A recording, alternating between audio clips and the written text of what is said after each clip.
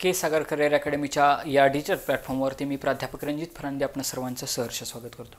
विद्यार्थी मित्रांनो, आपण जो काही ठाणे ग्रामीण 2024चा जो काही झालेला पेपर आहे, आता 28 जुलै 2024ला झालेला आहे, त्या पेपरचा आपण इन डिटेल ॲनालिसिस त्या ठिकाणी पाहतोय।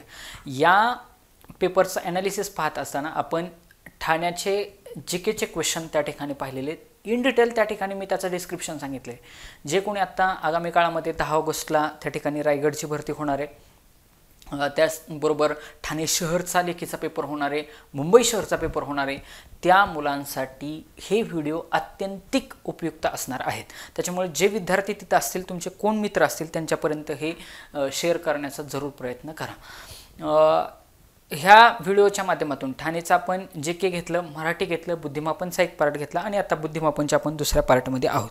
उत्तर बरोबर आहेत की रॉंग आहेत याच्यापेक्षा अप्रोच तुमचा क्वेश्चन सोडवताना काय असायला पाहिजे, अभ्यास कसा असायला पाहिजे, मागच्या सेशनमध्ये मी रिव्हिजन कशी केली पाहिजे याच्यावरती देखील तुमचं त्या ठिकाणी लेक्चर घेतलेलं आहे।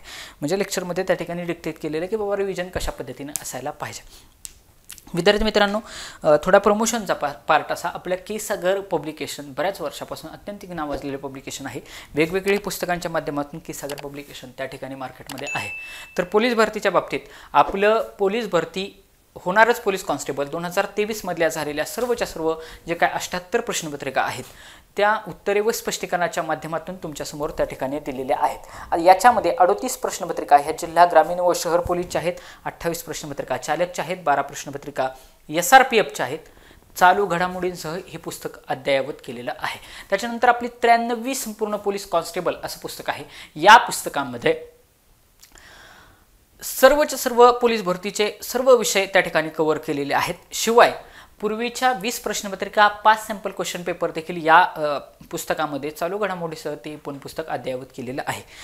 एक निवडक अशा 25 जे काय प्रश्नपत्रिका आहेत, 25 जिल्ह्यांच्या प्रश्नपत्रिका आहेत, ह्या 25 निवडक प्रश्नपत्रिकांचं स्पष्टीकरणासह विश्लेषण केलेलं हे आपलं पुस्तक आहे। त्याच्यानंतर जे विद्यार्थी मित्र चालकसाठी फॉर्म भरतात त्या विद्यार्थ्यांसाठी मोटार वाहन चालवण्याचे वाहतुकीबद्दलचे नियम व कायदे असं आपलं चालकचं पुस्तक आहे। याच्यामध्ये जे काही चालकसाठी रिक्वायर्ड असणारे वेगवेगळे वाहतुकीबद्दलचे सिम्बॉल्स असतील ते रंगीत कलर फॉर्मॅटमध्ये त्या ठिकाणी अवेलेबल आहेत। शिवाय जे काही 2023 मध्ये 2021 मध्ये जे काही वाहतुकीबद्दल जे काही प्रश्न झाले होते, जे काही वेगवेगळे प्रश्न आले होते, ते त्यांचा देखील समावेश या पुस्तकामध्ये केलेला आहे। शिवाय 2019चा जो काही मोटार वाहन दुरुस्ती अधिनियम होता तो देखील याच्यामध्ये कव्हर केलेला आहे। शिवाय 650 MCQ या पुस्तकामध्ये कव्हर केलेले आहेत। जीकेचं आपलं स्मॉलेस्ट जनरल नॉलेज हे पुस्तक आहे।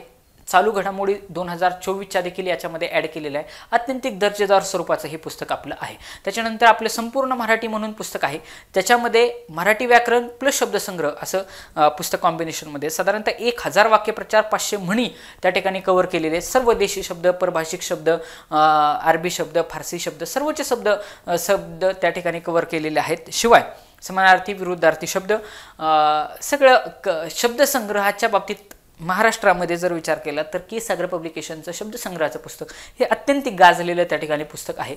महाराष्ट्र शासनाच्या शिक्षण संचालनाने या पुस्तकाला सर्वोत्कृष्ट पुस्तक किंवा सर्वोत्कृष्ट प्रकाशन असा दर्जा दिलेला आहे। समग्र अंकगणित म्हणून देखील आपलं अंकगणितचं पुस्तक आहे। संपूर्ण बुद्धिमापनचं पुस्तक आहे। या देखील पुस्तकाला महाराष्ट्र शासनाच्या शिक्षण संचालनाकडून उत्कृष्ट पुस्तक असा पुरस्कार भेटलेला आहे। त्याच्यानंतर आपल्या 40 प्रश्नपत्रिकांचा एक सेट आहे, त्याच्यामध्ये 30 सॅम्पल क्वेश्चन पेपर आहेत, 10 पूर्वीच्या प्रश्नपत्रिका आहेत, असं साधारणतः 4000 MCQ त्या ठिकाणी कव्हर केलेलं आहे। ज्यांना कोणाला असं वाटतं की नाही बाबा आपलं टेस्ट सिरीज स्वरूपामध्ये आपल्याला एखादं पुस्तक असावं, सराव कशातून करावा, अशा पद्धतीचं सराव स्वरूपाचं असलेलं हे आपलं 40 प्रश्नपत्रिकांचा हा एक सुधारित पद्धतीचा संग्रह आहे। विद्यार्थी मित्रांनो, आपण बुद्धिमत्ताचे क्वेश्चन बघत होतो आणि या बुद्धिमत्ताच्या क्वेश्चनमध्ये आपण 89व्या क्वेश्चनपर्यंत त्या ठिकाणी आलो होतो।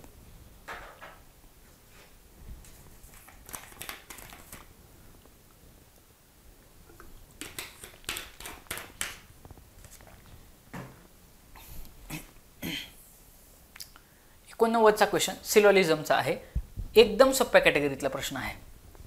हाही प्रश्न तुमचा चुका आहे। बुद्धिमत्ता हे मार्क्स देण्यासारखं होतं बरं का, बुद्धिमत्ता तुम्ही मार्क घेण्यासारखं होतं बुद्धिमत्ताचं शिक्षण। 89 नंबरचा क्वेश्चन आहे।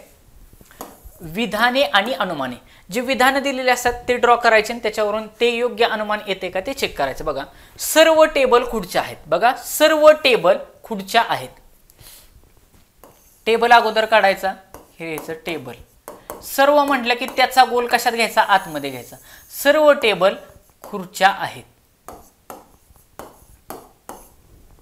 एकही खुर्ची दिवा नाही. खुर्चीचा आणि दिव्याचा संबंध नाही. इथं काय आहे, दिवा आहे पण त्यांचा संबंध नाही. जर खुर्चीचा दिव्याचा संबंध नसेल म्हणजे टेबलाचा पण संबंध येणार नाही. आता त्याच्यावरून ह्या दोन विधानावरून आपण ती डायग्राम काढली, वेन डायग्राम काढली. आता ह्या डायग्रामवरून उत्तर काढण्याचा प्रयत्न करायचा. काही टेबल दिवा आहेत, टेबलाचा आणि दिव्याचा संबंध आहे का, इथं आडवी रेष मारली म्हणजे पहिलं विधान रॉंग आहे. त्याच्यानंतर एकही टेबल दिवा नाही, एकही टेबल दिवा नाही, बरोबर आहे ना. एकही टेबल दिवा आहे का, दिव्याचा आणि टेबलाचा संबंधच नाही म्हणजेच एकही टेबल दिवा नाही. दुसरं विधान बरोबर आहे म्हणजे फक्त 2 अचूक आहे. हे या प्रश्नाचं उत्तर असेल. ओके, सोप्या कॅटेगरीतला प्रश्न होता, मार्क तुम्हाला पडायलाच पाहिजे होती. ओके, पुढचा 90 नंबरचा क्वेश्चन नातेसंबंधातला क्वेश्चन होता. हा पण सोप्या स्वरूपाचा प्रश्न होता. काय म्हणते बघा, एका मुलीकडे बोट दाखवून निलेश म्हणाला, बघा ती माझ्या आजीच्या, बघा कोणाच्या आजीच्या, निलेश म्हणालाय म्हणजे निलेशची आजी, म्हणजे इथं निलेशला काढा, निलेशला लिहून घेतला. ओके, ह्या निलेशची कोण आहे, आजी आहे. इथं कोणतरी निलेशची आजी आहे. बर, ती माझ्या आजीच्या एकुलत्या एक मुलाची, म्हणजे ही आजी आहे, ह्या आजीचा एकुलता एक मुलगा, म्हणजे ह्या आजीचा एकुलता एक मुलगा, एकुलता एक मुलगा आणि ह्याची ही आजी आहे म्हणजे एकुलता एक मुलगा म्हणजे ह्या निलेशचा तो कोण झाला, बाप झाला, म्हणजे वडील झाले, वडील. आजीचा मुलगा म्हणजे आपल्या आजीचा मुलगा आपले कोण आहेत, वडील आहेत. एकुलता एकच मुलगा आहे ना, 2 मुलगा असतात तर मग बाबा तिथं प्रश्नचिन्ह करायला. एकुलता एक मुलगा म्हणजे एकच मुलगा आहे. मग ती माझ्या आजीच्या एकुलता एक मुलाची मुलगी आहे म्हणजे ह्यांना कोण आहे, एक मुलगी आहे. मग आता मला सांगा, ही मुलगी ह्याची कोण असेल, हे ह्याचे वडील असतील तर हे दोघं कोण असेल, भाऊ बहीण असतील ना. मग तर त्या मुलीशी असलेले निलेशचे नाते काय असेल, निलेशचे नाते काय असेल, तर सरळ सरळ कोण असेल, तो तिचा भाऊ असेल. ओके, तो तिचा भाऊ असेल. बहीण वगैरे असं काय ऑप्शन नाही, सरळ सरळ त्या प्रश्नाचं उत्तर ऑप्शन नंबर 4 भाऊ असं येईल. सोप्या कॅटेगरीतला प्रश्न होता, मार्क्स जायला नको होते. 91 नंबरचा क्वेश्चन,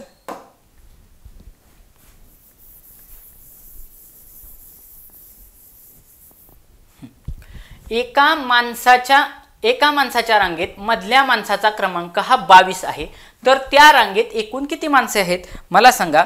मधला माणूस किती नंबरला बसलाय, 22 नंबरला, म्हणजे त्याच्या इकडं किती असणार आहेत, 21. त्याच्या इकडं किती असणार आहेत, 21. बघा त्याच्या इकडे 21 असणार आहेत, त्याच्या इकडे 21 असणार आहेत. 21 आणि 21 किती झाले, 42. बघा 21 आणि 21 मिनिमम 42. 41 उत्तर येईल का, ऑप्शन घ्या. 40 उत्तर येईल का, येणार नाही. आता 42 की 43, पण ह्या मधल्या माणसाला धरा, त्यांनी काय विचारले, एकूण माणसं किती आहेत. 42 इकडे 21 आहेत, इकडे 21 आहेत, टोटल 42 आहेत, पण त्याला घेतला पाहिजे ना, म्हणजे तो हा स्वतः एक, किती झाले 43. म्हणून या प्रश्नाचं उत्तर ऑप्शन नंबर 4 43 येईल. ओके, असं फसायचं नाही. हे सोप्या कॅटेगरीतला प्रश्न आहे, सहज तुम्हाला तो क्वेश्चन त्या ठिकाणी येऊ शकतो. पुढं 93 नंबरचा क्वेश्चन, 92 सॉरी,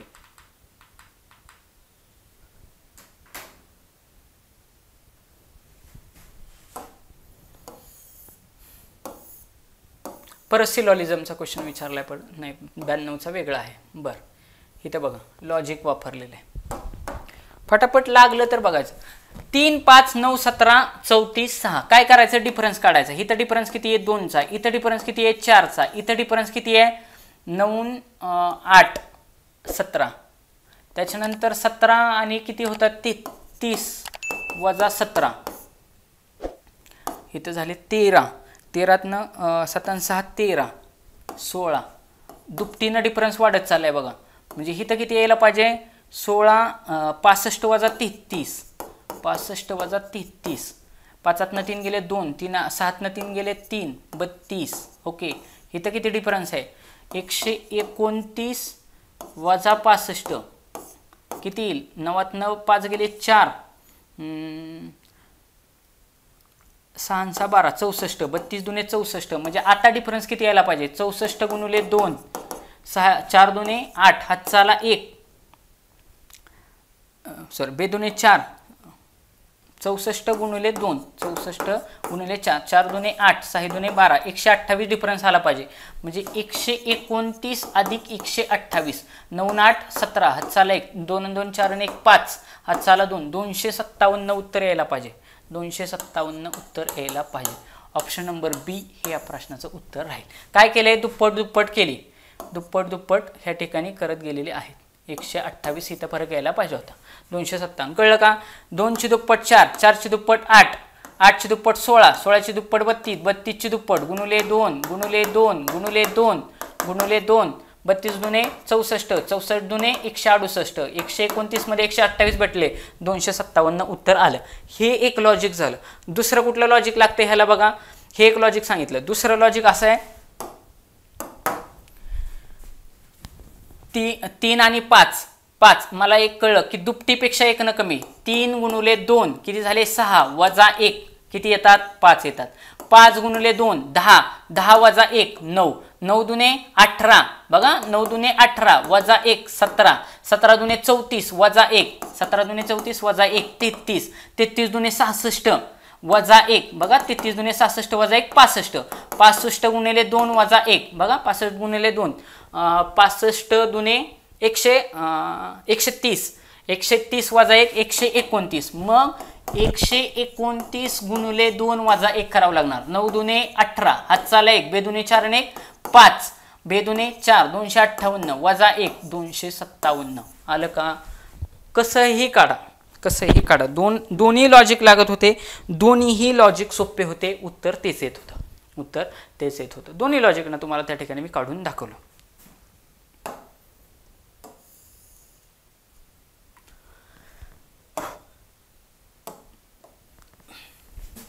नंबरचा क्वेश्चन,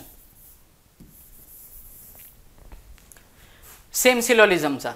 काही बैल वर्तुळ आहेत. बर, काही बैल, इथं बैल काढला, काही बैल वर्तुळ आहेत.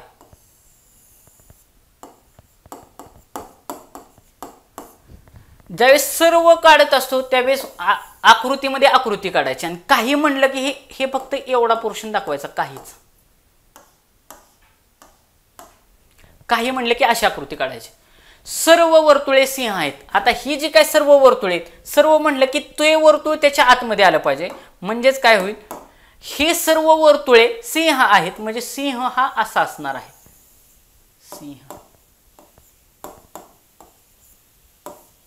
बर, मग आता काय? आता क्वेश्चन सोडवू आपण. सर्व वर्तुळे सिंह आहेत. मग अनुमान ह्याच्यावरून काय निघतंय? त्याच्यावरून खाली उत्तर दिले. सर्व सिंह वर्तुळे आहेत.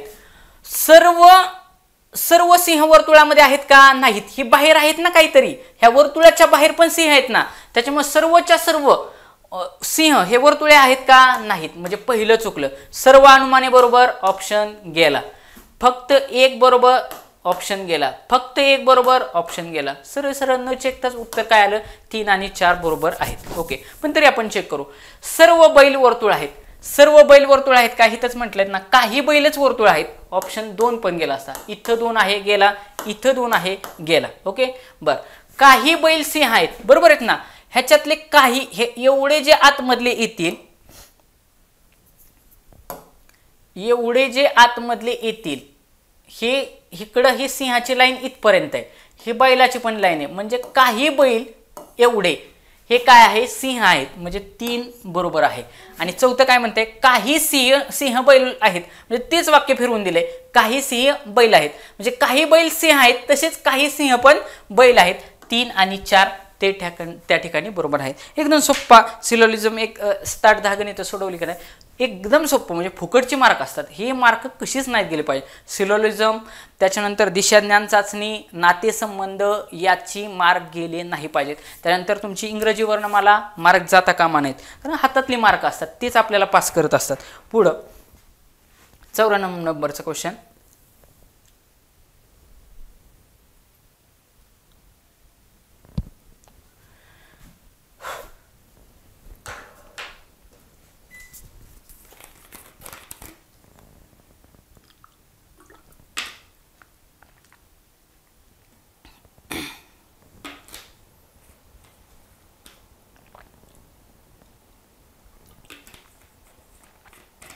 फिरोजाबाद हा शब्द किंवा हे असे हे जे काय लेटर BADZOGFR असं लिहितात तर हा शब्द कसा लिहिला. तुम्ही जर नीट बघितलं ना लगेच वाचता वाचताच नजरेत भरत होतं. BAD शेवटची लेटर आहेत. हे 3 लेटर सुरुवातीला घेतलेत. मग सुरुवातीचे 3 लेटर FIR ही शेवट टाकलेली FIR. म्हणजे ह्याचं पण काय होईल, हे जे काय BAD सेम तसंच BAD ने सुरुवात होईल. इथं BAD ने सुरुवात आहे, इथं BAD ने सुरुवात आहे, इथं BAD ने सुरुवात आहे, इथं BAD ने सुरुवात आहे. बर आणि सुरुवातीचं ह्याचं काय AHM हे शेवट यायला पाहिजे. इथं AHM आहे. बर इथं MH आहे, ऑप्शन गेला. इथं AHM आहे, इथं D गेला ऑप्शन. म्हणजे आलो 50-50 वरती आलो. 1 किंवा 4 मध्ये उत्तर असणार आहे. बर मधल्या लेटरचं काय केलंय OZA त्यांचा क्रम आहे तसाच ठेवलाय. म्हणजे ह्याच्या मधले जे लेटर होते ADA आहे तसेच राहणार. ADA आहे तसेच आहेत. इथं बघा ह्यांचा क्रम बदललाय, ADH केले, ऑप्शन गेला. ऑप्शन नंबर 1 ह्या प्रश्नाचं उत्तर आहे. दुसरी एक गोष्ट आता बघा इथं किती लेटर आहेत 1 2 3 4 5 6 7 8 9 लेटर्स आहेत. ओके त्याचं 9 लेटर मध्ये कन्व्हर्जन केलं. मग मी इथं पण मोजायला पाहिजे होतं इथं 9 लेटर आहेत का 1 2 3 4 5 6 7 8 9 म्हणजे इथं पण 9 लेटर आहेत. म्हणजे सुरुवातीलाच लॉजिक वापरतानाच मी ते चेक करायला पाहिजे होतं की बाबा जसे इथं 9 लेटर आहेत तसेच इथं 9 लेटर आहेत का. ओके सोप्या कॅटेगरीतला प्रश्न होता. लॉजिक त्या ठिकाणी ह्या प्रश्नाचं देखील लवकर लागत होतं. पुढचा प्रश्न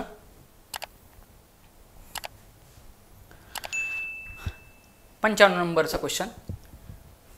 आता तुम्हाला एक मी बऱ्याच वेळा सांगितलेले, तुम्ही माझे मागचे व्हिडिओ काढून बघा, त्याच्यामध्ये मी एक गोष्ट क्लिअर कट सांगितली. शक्यतो ते अल्टरनेट सिरीज जे काय असते ना त्या अल्टरनेट सिरीजवरती त्या ठिकाणी क्वेश्चन विचारताना आपल्याला दिसतात 1 2 1 2 4 3 3 6 5 4 बरं त्यावरनं मला पूर्ण करा. आता बघा कसं विचारलं त्यांनी, अल्टरनेट म्हणजे 2 सोडून पुढं हा 1 च्या नंतर किती येतो 2 2 च्या नंतर किती येतात 3 2 2 चा गॅप टाकला, इथं पण 2 चा गॅप टाकला 3 लिहिलं. परत 2 चा गॅप टाकून 3 च्या पुढे काय यायला पाहिजे 4 यायला पाहिजे.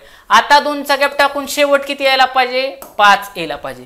मग शेवट 5 कुठे फक्त आणि फक्त ह्याच ठिकाणी आहे. ऑप्शन नंबर बी करेक्ट. ऑप्शन नंबर बी करेक्ट. बरं आपण चेक करत राहू. 5 आला. त्याच्यानंतर इथं दुसरा अंक बघा 2 अंक सोडून 4 आहे. 2 च्या नंतर 4 म्हणजे 2 च्या पुढं 4 च्या पुढं 6 मग 6 च्या पुढं म्हणजे समसंख्या पाहिजे. 1 2 3 4 नंतर 2 ही समसंख्या आहे, 4 समसंख्या आहे, 6 समसंख्या आहे. 6 च्या नंतरची समसंख्या काय 8 न सुरुवात व्हायला पाहिजे. इथं 8 आहे, इथं 8 आहे, इथं 8 आहे. पहिला ऑप्शन गेला. बर तिसरं बघा इथं 1 आहे, 1 च्या नंतर इथं 1 आहे, 2 घरं सोडून 3 यायला पाहिजे कारण 1 आहे विषम संख्या आहे. 1 आहे विषम संख्या आहे. 1 च्या नंतर 3 3 च्या नंतर 5 विषम संख्या म्हणजे 5 च्या पुढची विषम संख्या कुठली 7 म्हणजे 8 7 5 हे या प्रश्नाचं उत्तर असायला पाहिजे. ऑप्शन नंबर बी त्या ठिकाणी करेक्ट आहे. ओके सोप्या कॅटेगरीतला प्रश्न होता परंतु फक्त तिथं अल्टरनेट वापरायचं ट्राय करायला काय हरकत आहे ना. अल्टरनेट वापरले का, एकाड एक वापरले का, 2 घरं सोडून वापरले का, फरक काय केलाय का, अशा पद्धतीने. आणि लगेच अख्ख्या ह्याला 2 ह्यालाच आकडा नजर नाही खेळवायची, पूर्णच्या पूर्ण सिरीजवरती ॲट अ टाइम फोकस करण्याचा प्रयत्न करायचा. उत्तर त्या ठिकाणी निघायला 100% मदत होते. पुढं 96 नंबरचा क्वेश्चन.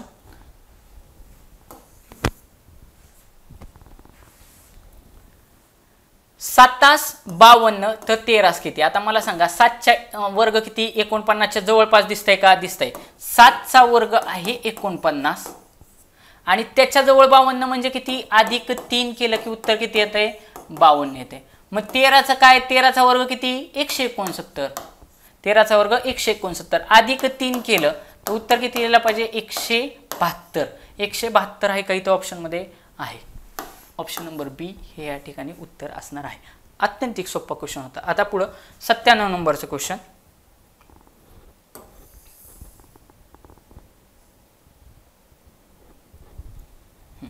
आता हा 97 नंबरचा क्वेश्चन हे पण सोप्या कॅटेगरीतलेच प्रश्न आहेत. फक्त विषय असा आहे की बाबा तुम्हाला समजायला पाहिजे की वाचण्याची नजर आणि ती आकृती कशी विचारली. बाकी त्याच्यावरती 97 ते 100 एकत्रच प्रश्न विचारले.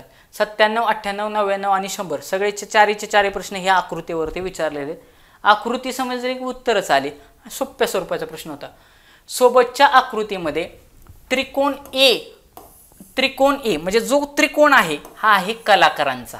बघा त्रिकोणामध्ये कलाकार लोक आहेत असणाऱ्या लोकांचे प्रतिनिधित्व करतात. वर्तुळ हे व्यवसायाने काय आहेत वकील आहेत. हे वर्तुळवाले कोण आहेत वर्तुळवाले वकील आहेत. वर्तुळवाले वकील आहेत. बर पुढं तर आयत सी लेखक आहेत. सी हे काय आहेत लेखक आहेत. तर पुढील प्रश्नांची उत्तरं द्या. म्हणजे त्रिकोण आहे त्याच्यामध्ये कलाकार आहेत. वर्तुळ जो आहे त्याच्यामध्ये वकील आहेत आणि जो आयत आहे म्हणजे हा चौकोन आहे किंवा आयत आहे त्याच्यामध्ये लेखक आहे. तर पुढील प्रश्नांची उत्तरे द्या. मग त्याच्यावरती 4 प्रश्न त्यांनी विचारलेले आहेत. आता बघा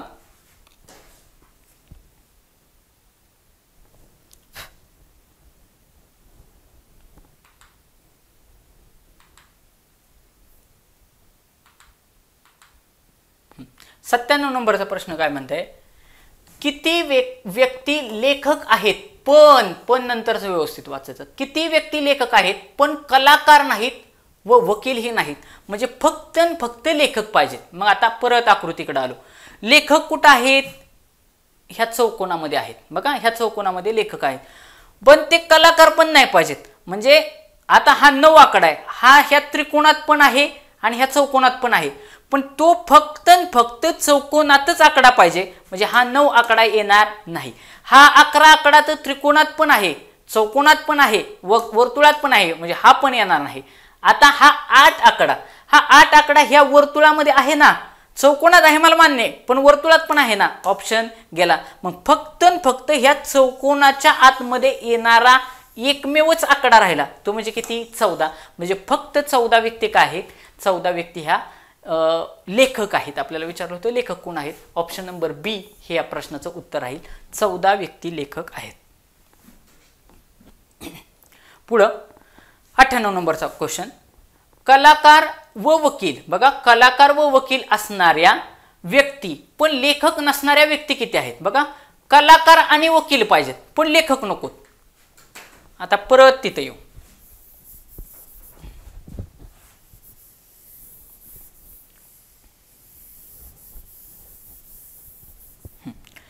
कलाकार आणि वकील पाहिजे. कलाकार पण पाहिजे आणि वकील पण पाहिजे. मला सांगा हे कलाकाराचा काय आहे त्रिकोण आहे आणि वकिलाचं काय आहे वर्तुळ आहे. ह्या दोघांच्या मध्ये असणारा कोण आहे हा 11 आकडा आहे. आता हा 9 आकडा आहे. हा 9 आकडा आहे. आता आकडे कुठले आहेत कलाकार वकील आणि लेखक पण त्यांचं असं म्हणणं आहे की लेखक नको. क्वेश्चन काय म्हणतोय लेखक नसणारे लेखक नकोत कलाकार आणि वकील पाहिजे पण लेखक नको. मग आता मला सांगा हे खालचे सगळे लेखक आहेत. आता जेवढे ह्या चौकोनात येणार तेवढे सगळे लेखक आहेत आपल्याला लेखक नको. मग 9, 11 आणि 8 हे सगळे लेखक आहेत ना हे आकडे येणारच नाहीत. मग असा कुठला आकडा आहे की जे कलाकार आणि लेखक आहेत.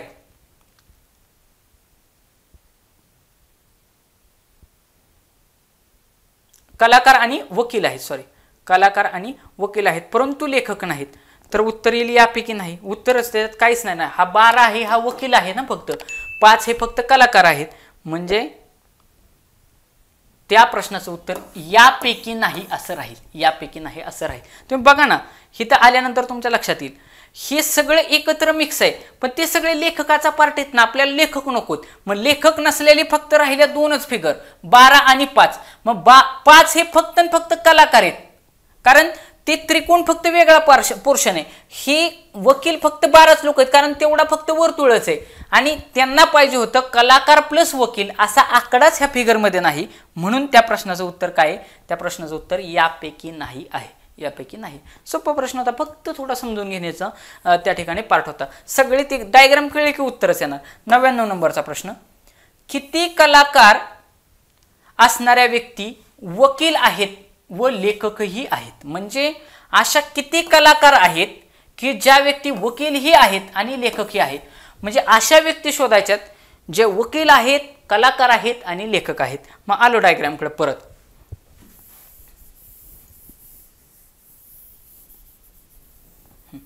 आता बघा, अशा व्यक्ती शोधायच्यात की ज्या सगळ्यांचं कॉम्बिनेशन म्हणजे ह्या चौकोनात पण असल्या पाहिजेत, त्रिकोणात पण असल्या पाहिजेत आणि वर्तुळात पण असल्या पाहिजेत. हितला पोर्शन बघा बरं. आता हा जो पोर्शन आहे हा त्रिकोणामध्ये आहे, वर्तुळामध्ये आहे आणि ह्या चौकोनामध्ये पण आहे, म्हणजे 100%. बघा आता हा 8 आकडा त्रिकोणाच्या बाहेर आहे, म्हणजे 8 येणार आहे. हा 9 आकडा ह्या चौकोनात आहे, त्रिकोणात आहे, पण वर्तुळात नाही. हा आकडा गेला. हा तर काय बाहेरच आहे, हा तर काय नसते वर्तुळाच आहे. म्हणजे 11 ह्या अशा व्यक्ती आहेत ज्या कलाकार पण आहेत, लेखक पण आहेत आणि वकील सुद्धा आहेत. मग आता बघा 11 ऑप्शन नंबर 1 ह्या प्रश्नाचं उत्तर आहे. आणि शेवटचा 100 नंबरचा क्वेश्चन, अशा कलाकार व्यक्ती ज्या लेखक आहेत, म्हणजे कलाकार आणि लेखक आहेत पण वकील नाहीत, अशा किती आहेत? म्हणजे आपल्याला कोण पाहिजे? कलाकार आणि लेखक पाहिजे. परत आलो डायग्रामकडे. आपल्याला काय कोण पाहिजेत? कलाकार आणि लेखक पाहिजे. लेखक आणि कलाकार म्हणजे त्रिकोण आणि चौकोनातली फिगर पाहिजे. आता ही फक्त 14 हा आकडा लेखक आहेत, गेला ऑप्शन. आपल्याला लेखक आणि कलाकार ह्या दोघांमधले पाहिजे. हे 5 फक्त आणि फक्त कलाकार आहेत. मग आता बघा ह्या दोघांच्या मधले आकडे असणारे किती? चौकोनामधले आणि त्रिकोण आणि चौकोन. चौकोन आहेत लेखक, त्रिकोण आहेत कलाकार. ह्या दोघांच्या मधले असलेले आपल्याला 2 आकडे सापडतात, 9 आणि 11. परंतु त्यांनी क्वेश्चन मध्ये काय विचारले? क्वेश्चन मध्ये सांगितले पण मला वकील नकोय. मग परत आलो, ह्याच्यामध्ये वर्तुळ असा इथपर्यंत आहे, म्हणजे 11 हा वर्तुळ कशाचा आहे? वकिलाचा. 11 आकडा येणार नाही. 9 हा असा फिगर आहे की जे 9 हे या चौकोनामध्ये पण येतात, म्हणजे लेखकामध्ये पण येतात, आणि कलाकारांचा काय आहे? त्रिकोण आहे, त्या त्रिकोणामध्ये पण येतात. म्हणजे 9 व्यक्ती ह्या लेखकही आहेत आणि कलाकार देखील आहेत. मग परत आलो क्वेश्चनकडे. म्हणजे 9 व्यक्ती बघा, ऑप्शन नंबर प्रश्न बघा, 9 व्यक्ती ह्या काय आहेत? त्या ठिकाणी कलाकार आहेत आणि लेखकही आहेत. म्हणजे ह्या ठिकाणी आपलं जेवढे काय बुद्धिमत्ताचे क्वेश्चन विचारले होते तेवढे सगळेचे सगळे क्वेश्चन आपले झालेले आहेत. आपण अजून अंकगणितचा अजून 1-2-4 क्वेश्चन त्या ठिकाणी घेऊ आणि थांबू. परंतु बुद्धिमत्ता हा 100% मार्क देणारा हा सब्जेक्ट होता. म्हणजे ठीक आहे बाबा, ते एक बघा हे विचारलं होतं, सगळ्यांची बेरीज 100 येत होती, 25 उत्तर आलं तर त्याचं. अशी सगळ्यांची बेरीज 100 येत होती आणि परत 100. तशा प्रश्नाचं उत्तर लॉजिक लागलं तर ठीक, नाही तर बाहेरच. सपोज तो क्वेश्चन एक नसेल सुटला, अजून एखादा क्वेश्चन, म्हणजे 22 मार्क तर नीट पडायलाच पाहिजे होते. 22 मार्काची मॅजिक फिगर इथं ह्या 22-23 ह्या बुद्धिमत्ताला मॅच होण्यासारखे होते. पण 22 तर पडण्यासारखा पेपर तुम्हाला जरूर होता. म्हणजे तुम्हाला 20-80 ही फिगर गाठता आली असती लेखीला.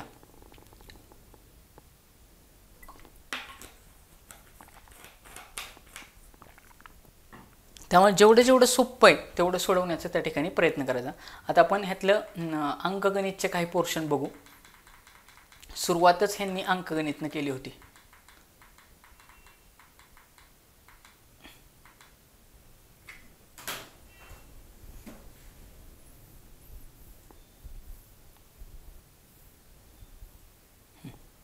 अंकगणित बघा, सोडवा. एकदम बेसिक फॅक्टवरती क्वेश्चन विचारला होता. 3257 गुणिले 3000 गुणिले 10 गुणिले 0. मला सांगा कोणत्याही संख्येला शून्यानं जर गुणलं तर उत्तर किती येणार आहे? 0 अधिक 1 बरोबर किती? 1. गुणाकार करायची गरज होती का? गेलं. 0 उत्तर येईल का? नाही. 1. ऑप्शन नंबर बी हे या प्रश्नाचं उत्तर आहे. एकदम सोपा, बघता क्षणी उत्तर आलं असतं. इकडं कितीला कितीनं गुणले ह्याच्यापेक्षा शून्याने एकदा का गुणलं की विषय संपला. शून्याने गुणलं त्या अर्थी त्या प्रश्नाचं उत्तर काय येणार आहे? त्या प्रश्नाचं उत्तर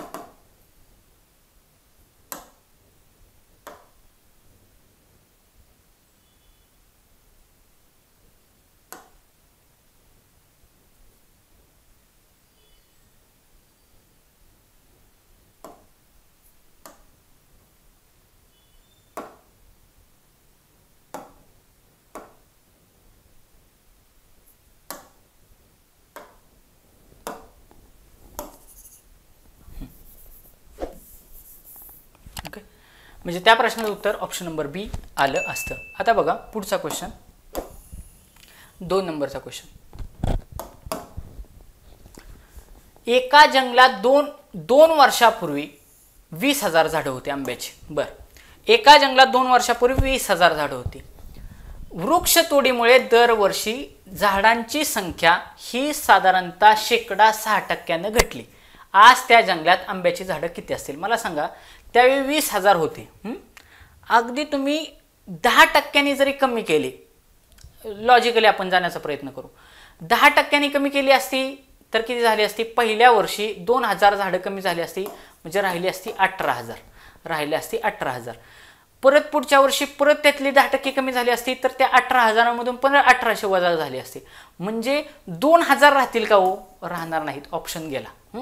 परत 18,000मधून 1800 साधारणतः गेले, म्हणजे 18,000मधून 1000 वजा केले तर किती झाले? 17,000. आणि 17,000मधून 800 वजा केले किती? 16,000 सपोज समथिंग, 16,200. 14,000 येतील का? ऑप्शन गेला. म्हणजे 100% उत्तर ह्या 2 आकड्यांमध्ये आहे. 17,672 किंवा 17,762 जवळजवळ आकडे ठेवलेत, त्यामुळे उत्तर तुम्हाला काढावं लागणार आहेत. पण जर लांबची फिगर विचारली असते ना तर 100% मी अंदाजेच उत्तर त्या ठिकाणी राऊंड फिगरनं काढलं असतं. ओके. पण आता बघा, सोडवू आपण हा प्रॉब्लेम. सेम लोकसंख्येचं जे काय आपलं गणित आहे त्याच्यावरती आधारित आहे. लोकसंख्येच्या गणितामध्ये आपण काय करतो? लोकसंख्याचं जे काय आपलं गणित आहे त्या लोकसंख्येच्या गणितामध्ये आपल्याला सेम क्वेश्चन विचारले. लोकसंख्या हा शब्द काढलेला आहे आणि आंब्याची झाडे असं टाकलेलं आहे. लोकसंख्येच्या गणितामध्ये आपल्याला सांगितलं असतं की बाबा एका गावामध्ये एवढी लोकसंख्या आहे, सपोज 20,000 आहे. त्याच्यामध्ये दरवर्षी 10% लोकसंख्या वाढते, तर 2 वर्षानंतर त्या गावाची लोकसंख्या कशी होईल? असा एक टाईपचा प्रश्न असतो. दुसऱ्या टाईपचा काय असतो की एका गावामध्ये 20,000 लोक राहतात, दरवर्षी त्यातील 6% लोक स्थलांतर करतात म्हणजे गाव सोडून जातात. तर 2 वर्षानंतर त्या गावाची लोकसंख्या किती असेल? किंवा बाबा प्लेगची साथ आली, दरवर्षी 6% लोकसंख्या काय घटत चालली, तर 2 वर्षानंतर त्या गावची लोकसंख्या किती असणार? मग घटणार म्हणजे काय होणार आणि वाढणार म्हणजे काय होणार? हे दोन्ही टाईप मी ऑलरेडी यूट्यूबला ह्या टाईपचा क्वेश्चन घेतलेला. सेम टाईपचा प्रश्न आहे, फक्त लोकांच्या ऐवजी त्यांनी काय सांगितले? आंब्याची झाडं असं सांगितलेलं आहे. म्हणजे लोकसंख्येवरती हा आहे प्रॉब्लेम, एवढं लक्षात ठेवायचं. मग आता बघा, आंब्याची झाडं किती आहेत? 20,000 आहेत. किती आहेत? 20,000 आंब्याची झाडं आहेत. 20,000. वृक्षतोडीमुळे दरवर्षी त्यांची संख्या 6% घटली. किती टक्क्याने घटली? 6%. तर आपल्याला काय काढायचंय? ही कधीच दिले?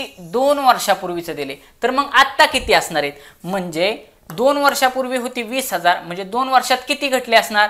6%.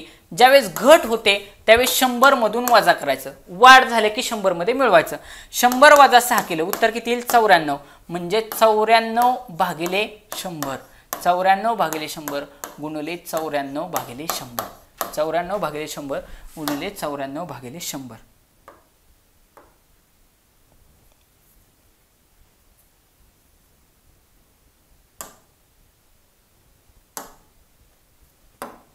ओके, मग काढा. मग हे 2 शून्याला हे 2 शून्य गेले, या 2 शून्याला हे 2 शून्य गेले. मग किती राहिले? 2 गुणुले 94 गुणुले 94. 2 गुणिले 94 गुणिले 94. मग 2 गुणिले 94 गुणिले 94 जर केलं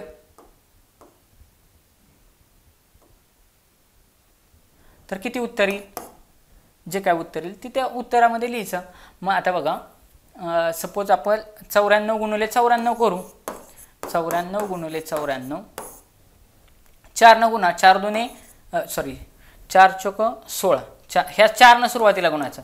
4 चोक 16, हातचाला 1, 9 चोक 36, 36 आणि 1 37. त्याच्यानंतर इथं प्लसचं चिन्ह द्यायचं. आता 9 न गुणायचं. 9 चोक 36, हातचे आले 3, 9 9 81, 81 3 82 83 84, 6 6, 7 6 13, हातचाला 1, 3 3 1 4, 4 4 8 8, 88 36, 88 36 गुणुले 2. इथले 2 न गुणायचे आहे ना अजून. 94 गुणुले 94 काढलं, गुणुले 2. आता करा गुणाकार. 6 दुने 12, हातचाला 1, एकक स्थानी 2 यायला पाहिजे. इथं पण एकक स्थानी 2 आहे. 3 दुने 6 आणि 1 7, 7 यायला पाहिजे. म्हणजे हे उत्तर असणार आहे ऑप्शन नंबर 3. करू. 3 दुने 6 आणि 1 7, 8 दुने 16, हातचाला 1, 8 दुने 16 आणि 1 17, 17672. 17672 हे त्या प्रश्नाचं उत्तर असणार आहे. 17672 त्या प्रश्नाचं उत्तर असणार आहे. अशा पद्धतीनं विद्यार्थी मित्रांनो त्यामध्ये एकदम सोप्या कॅटेगरीतले ते प्रश्न होते.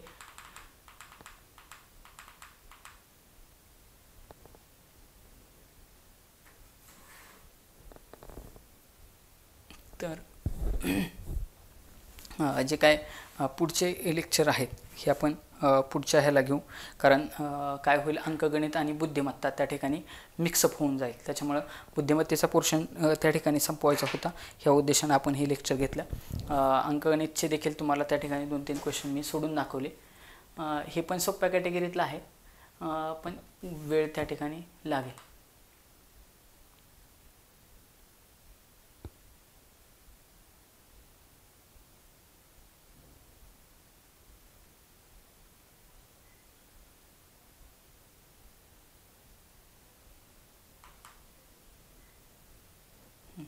हा 24 नंबरचा एक बुद्धिमापनच्या रिलेटेडच क्वेश्चन होता बरं का.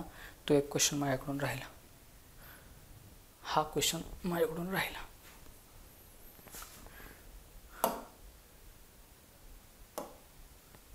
बघा, 7.5 वर्ष अधिक 29 महिने वजा 2.5 वर्ष. आता ही नीट लक्षात घ्यायचं. 7.5 वर्ष म्हणजे अर्ध वर्ष म्हणजे महिने किती? एक तर महिन्यात करा किंवा वर्षात करा, सगळं एका युनिटमध्ये केलं पाहिजे. 7.5 वर्ष म्हणजे 7 वर्षे अधिक 5. 7.5 वर्ष. निम्म वर्ष म्हणजे किती महिने असतात? 6 महिने. सगळं महिन्यांमध्ये त्या ठिकाणी करून घ्यायचं. बरं, हे किती म्हणताय? 29 महिने म्हणताय. 29 महिने आणि वजा काय करायचंय? 2.5 वर्ष. 2.5 वर्ष म्हणजे महिने किती येणार? 2 वर्ष म्हणजे एका वर्षामध्ये वर्ष किती? महिने किती? 12 आहेत. मग 2 गुणुले 12 किती झाले? 12 दुने 24 आणि वरचे अर्ध वर्ष म्हणजे 6 महिने म्हणजे किती झाले? 30 महिने झाले. किती महिने झाले? 30 महिने. मग हे 30 महिने काय करायचे आपल्याला? वजा करायचे. कशातून करायचे? इथं किती? अधिक 29 महिने. मग ह्या 29 महिने बघा, हे अधिक 29 वजा 30 केलं तर उत्तर किती येईल? 1 महिना वजा होईल. कशातनं 1 महिना वजा होईल? हे 7 वर्ष आणि 5 महिन्यातनं. मग 7 वर्ष 5 महिन्यातनं 1 महिना वजा केला तर किती होईल? 7 वर्षे आणि 5 महिने. 7 वर्ष आणि 5 महिने. मग बघू ऑप्शनमध्ये आहेत का. इथं काय दिलंय? 7 वर्ष, 7.5 वर्ष. इथं दिलंय 7 वर्ष आणि 5 महिने. म्हणजे सरळ सरळ ऑप्शन नंबर डी उत्तर असणार आहे. बऱ्याच विद्यार्थ्यांनी इथं ऑप्शन नंबर 3 मार्क केला, परंतु ते उत्तर येणार नाही, एवढं लक्षात ठेवायचं. कारण 7.5 वर्ष म्हणजे 7 वर्षे आणि 6 महिने. 7 वर्ष आणि 6 महिने तसं येणार नाही. 7 वर्ष आणि 5 महिने हे त्या प्रश्नाचं उत्तर राहील. अशा पद्धतीने विद्यार्थी मित्रांनो, हे जर व्हिडिओ तुम्हाला जर आवडले असतील तर नक्की लाईक करा. आपण बुद्धिमत्ताचे साधारणतः 10-12 गणितं घेतली आणि त्याच्यानंतर गणिताचे 3 प्रॉब्लेम आपण अशा पद्धतीनं इथं संपवलेले आहेत. राहिलेल्या पार्टमध्ये आपण त्या ठिकाणी प्युअरली अंकगणित घेणार आहोत. हे व्हिडिओ आवडले असतील नक्की लाईक करा, जास्तीत जास्त विद्यार्थी मित्रांपर्यंत शेअर करा. धन्यवाद.